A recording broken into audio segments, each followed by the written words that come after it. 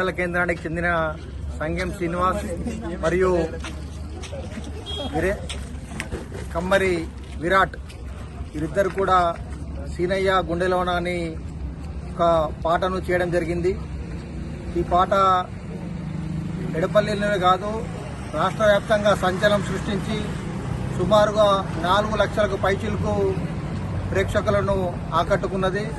వీరిద్దరు కూడా ఎడపల్లి గ్రామానికి చెందినటువంటి ముద్దుబిడ్డలు కావడం ఎడపల్లి గ్రామానికి గర్వకారణం.